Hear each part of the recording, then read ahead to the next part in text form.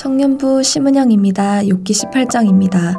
수아 사람 빌닷이 대답하여 이르되 너희가 어느 때에 가서 말의 끝을 맺겠느냐 깨달으라. 그 후에야 우리가 말하리라. 어찌하여 우리를 짐승으로 여기며 부정하게 보느냐. 울분을 터뜨리며 자기 자신을 찢는 사람아, 너 때문에 땅이 버림을 받겠느냐.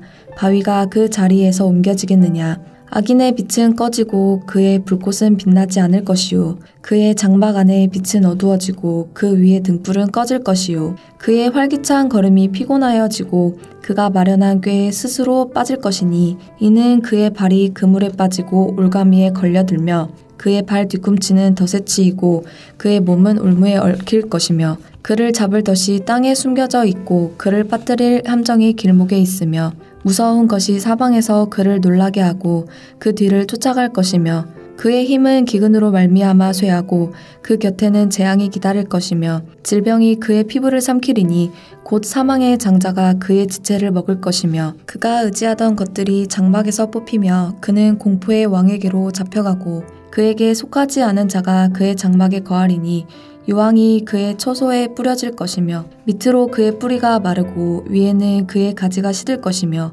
그를 기념함이 땅에서 사라지고 거리에서는 그의 이름이 전해지지 않을 것이며 그는 광명으로부터 흑암으로 쫓겨 들어가며 세상에서 쫓겨날 것이며 그는 그의 백성 가운데 후손도 없고 후회도 없을 것이며 그가 거하던 곳에는 남은 자가 한 사람도 없을 것이라. 그의 운명에 서쪽에서 오는 자와 동쪽에서 오는 자가 깜짝 놀라리라. 참으로 불의한 자의 집이 이러하고 하나님을 알지 못하는 자의 처소도 이러하니라. 하늘에 계신 우리 아버지여, 이름이 거룩히 여김을 받으시오며 나라가 임하옵시며 뜻이 하늘에서 이룬 것 같이 땅에서도 이루어지이다. 오늘날 우리에게 일용할 양식을 주옵시고 우리가 우리에게 죄 지은 자를 사하여 준 것 같이 우리 죄를 사하여 주옵시고 우리를 시험에 들게 하지 마옵시고 다만 악에서 구하옵소서. 대개 나라와 권세와 영광이 아버지께 영원히 있사옵나이다. 아멘.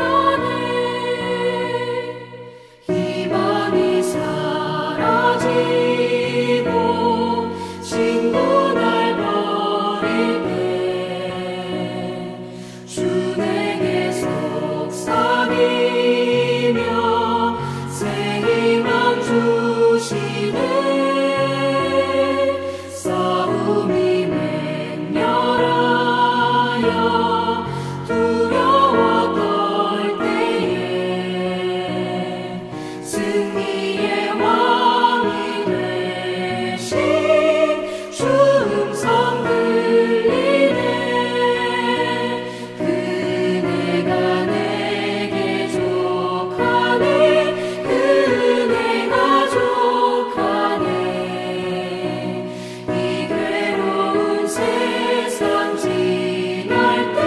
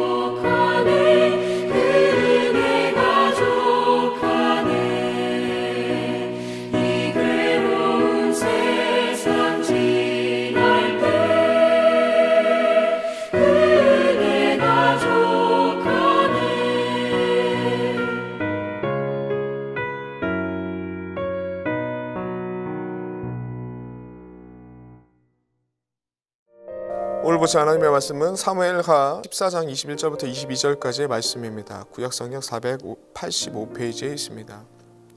왕이 요압에게 이르되 내가 이 일을 허락하였으니 가서 청년 압살롬을 데려오라 하니라. 요압이 땅에 엎드려 절하고 왕을 위하여 복을 빌고 요압이 이르되 내 주 왕이여 종의 구함을 왕이 허락하시니 종이 왕 앞에서 은혜를 입은 줄을 오늘 아나이다 하고, 오늘 본문 말씀을 보시면 21절부터 33절까지의 내용에 압살롬이라는 그 인물에 초점을 맞춰서 기록되고 있다라는 것을 볼 수 있습니다. 내용을 보시면 다윗의 심정의 변화가 일어났고 그 틈에 요압의 계책으로 말미암아 압살롬이 다시 받아들여집니다. 그리고 압살롬은 많은 은혜를 누리고 은총을 누렸음에도 불구하고 감사하지 않고 욕망대로 살다가 욕망에 이끌려 행동하다가 행동하는 그런 모습들을 보이게 된다라는 것이 오늘 본문의 내용이라는 것이죠. 오늘 본문의 내용 중에 21절까지 앞에서부터 21절까지의 내용을 다시 한번 잠깐 살펴보면 이렇습니다. 다윗은 하나님의 공의보다 아버지로서의 부성애를 더욱더 내세우면서 문제가 생겼다라는 것이 반복적으로 표현되고 있습니다.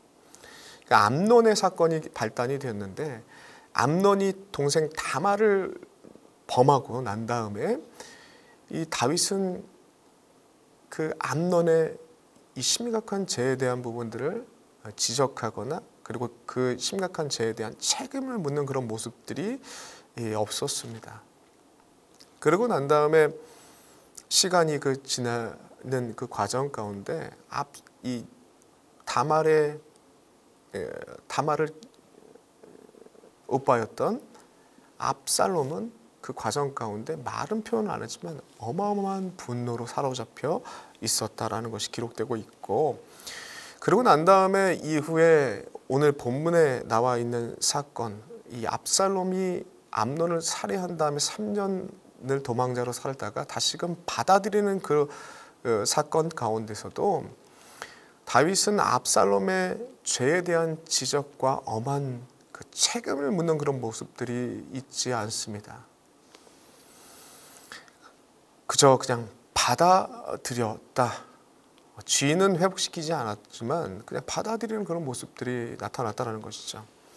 다윗의 처리 방식은 온 이스라엘의 앞에 하나님의 공의보단 아버지로서의 그 부성애가 더 부각되고 앞선다라는 그러한 것들을 보여주는 꼴이 됐다라는 것입니다. 결론적으로 사무엘하 7장의 말씀처럼 다윗의 나라, 다윗의 왕국을 견고히 하겠다라는 그 언약의 영원한 언약의 그 말씀과 함께 주어졌던 그 말씀이 무엇이냐면 14절에 경고했던 말씀이죠.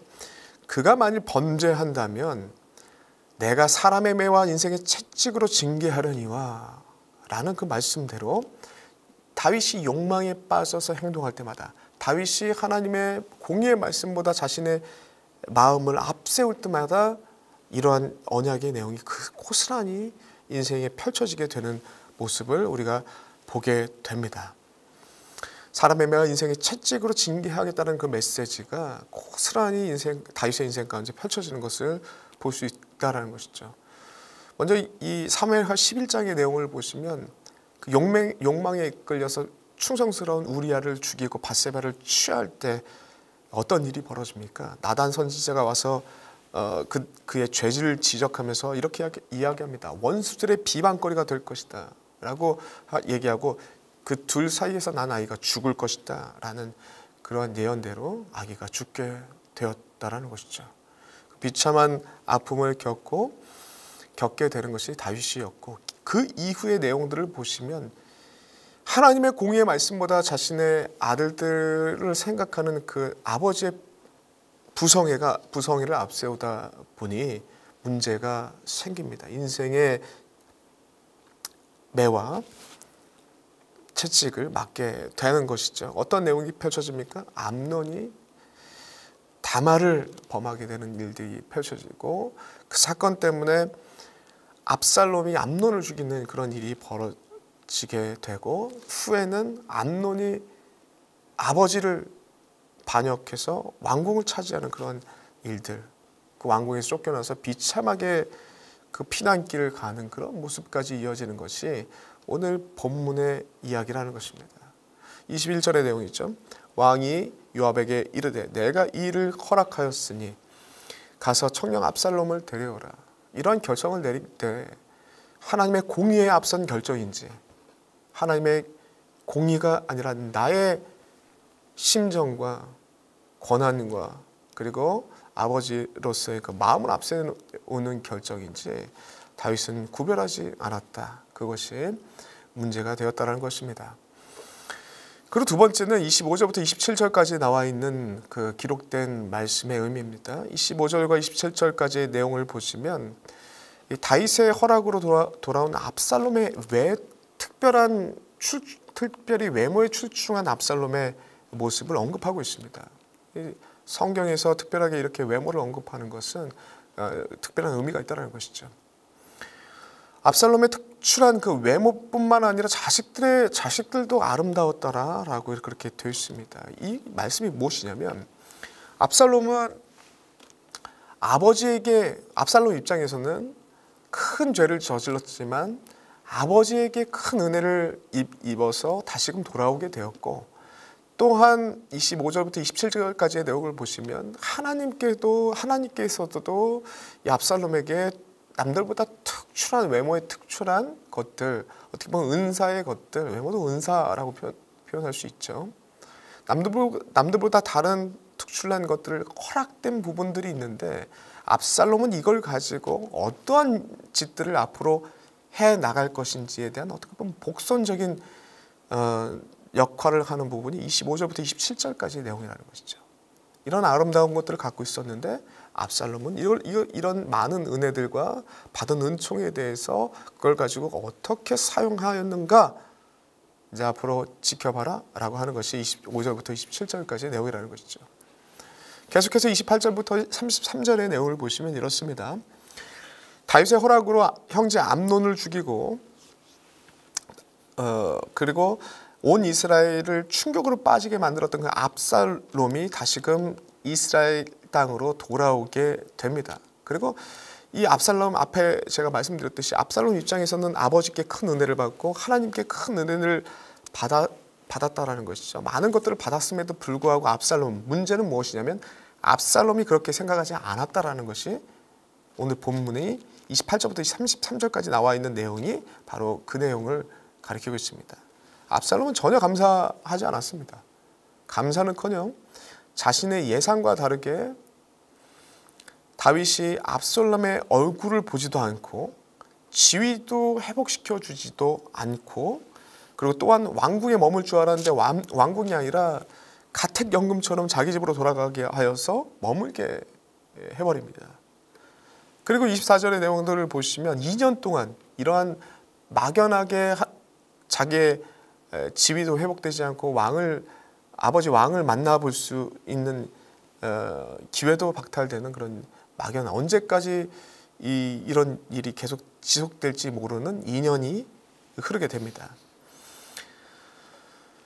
암논이 없으면 다음 왕의 계승 순위로 따지고 본다면 압살롬이 계승 순위인데, 자신의 지위가 회복되지 않고 자신의 원하는 대로 되지 않자 압살롬 참지 못하고 요압을 요압에게 계속해서 메시지를 던지며 자신과 만나 줄 것을 요청합니다. 그리고 다윗 왕에게 자기가 만날 수 있게 다리를 나라라는 것을 계속해서 지속해서 요구하게 된 것이죠. 그 내용이 33절까지의 내용입니다.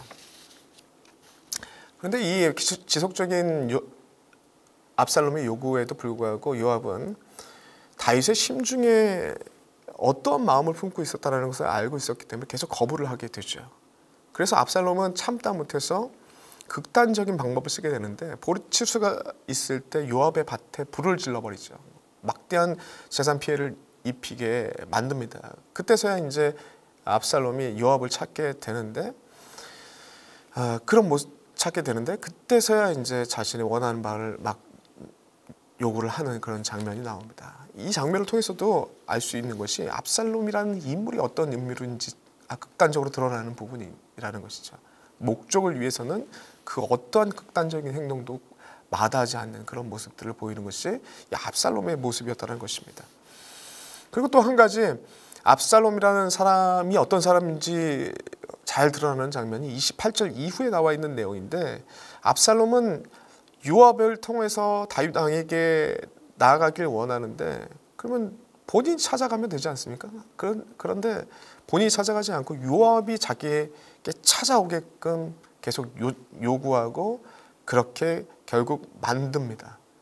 이 공식적으로 지위가 복원되지도 않았지만 자신이 다윗 다음으로 왕위를 이을 왕자라는 그런 의식을 가득히 갖고 있다라는 것이 여기서도 볼 수 있는 내용이라는 것이죠.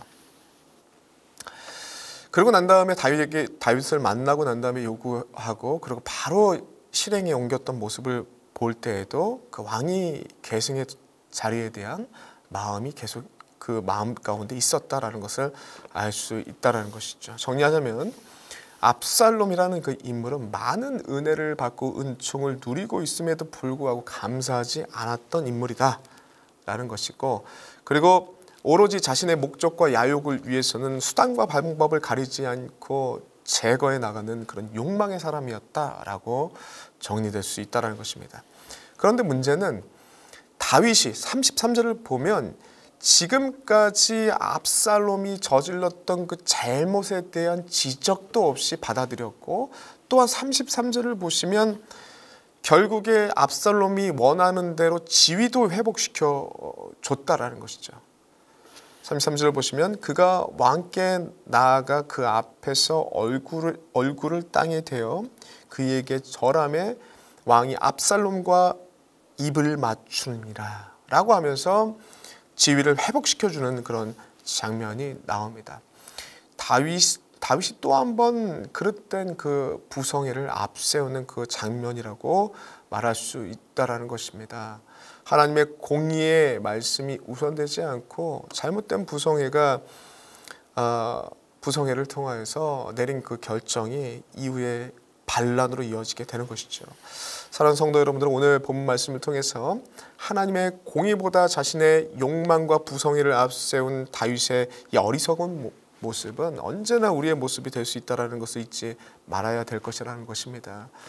또 한 가지 압살롬처럼 많은 은혜와 은사와 은총을 받았음에도 불구하고 감사하지 못하고 욕망에 이끌려 살아가는 모습이 바로 우리의 모습이 될 수 있다는 것을 성경은 비춰주고 있다는 것입니다. 경고하고 있다는 것입니다. 이 두 가지를 잊지 마시고 날마다 공의의 말씀 앞에 나를 점검하시고 내게 주어진 은혜를 헤아리고 감사할 줄 아는 주의 백성 되시길 간절히 소망합니다. 기도하겠습니다. 전능하신 하나님, 오늘 귀하신 말씀을 통하여서 압살롬이란 인물, 그리고 그 압살롬이란 인물을 대하는 아버지 다윗의 모습이 어떠한지 살펴봤습니다. 이 모습을 통하여서 언제든지 하나님의 공의의 말씀이 앞서지 않고 나의 욕망과 나의 마음이 앞서는 그런 선택과 생각을 할 때가 다윗처럼 압살롬처럼 할 때가 우리에게도 있다라는 것을 잊지 않도록 주님 우리를 붙잡아 주시옵시고 말씀으로 날마다 깨어 있을 수 있도록 인도하여 주시옵소서. 그때마다 하나님의 귀하신 말씀을 붙잡고 하나님의 말씀을 앞세우고 또한 주어진 많은 것들에 감사할 줄 아는 깨어있는 주의 종들 될 수 있도록 인도하여 주시옵소서. 감사드렸고 예수님의 이름으로 기도드리옵나이다. 아멘.